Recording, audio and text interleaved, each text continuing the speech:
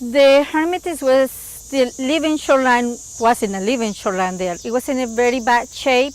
All over that section, it was overgrown with Phragmites, which is an invasive plant. And also right by the historical brick wall, there was no protection. It was a terrible erosion area, and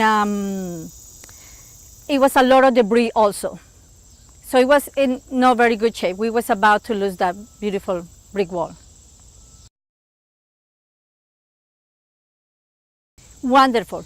98% of the plants in here are natives. It has worked in both ways. From the native grasses, from the river up to the upper lands, and from the upper lands to the river, it worked both ways, because this buffer area with all these beautiful plants, it has all the sediments and runoff water, and also the water is being cleaned before it reaches to the river. So we have all these beautiful native plants. We plant the right plant for the right side.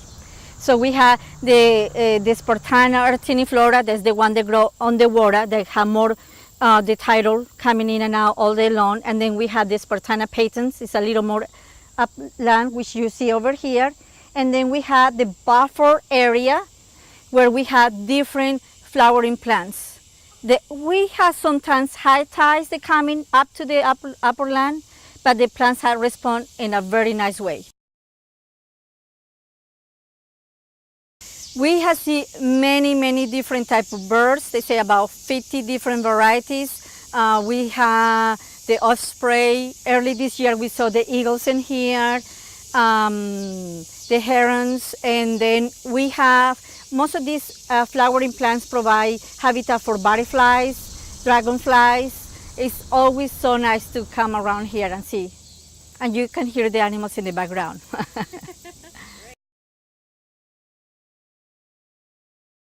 And now that I would say we're pretty much done, I really want to outreach and educate. This summer we have a lot of different schools, from private to public schools.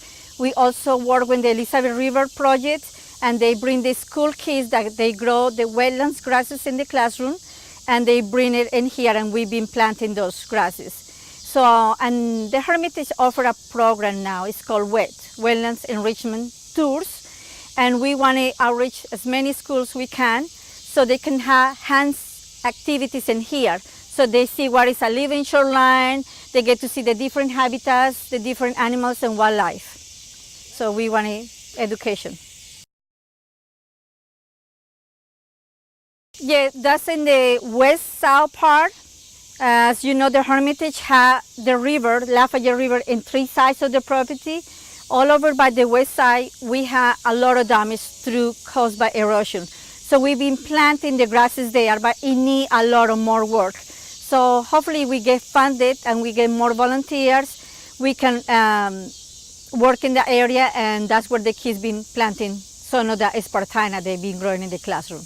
Great. And also I'm doing a little research of what the gardens look like back in 1920s, 1930s, and try to restore some of the historical formal gardens.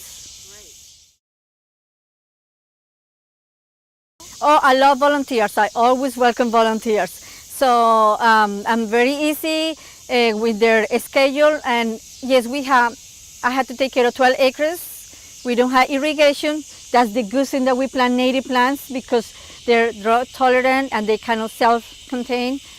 But love volunteers to work in here, and they get to learn, and we share plants with them.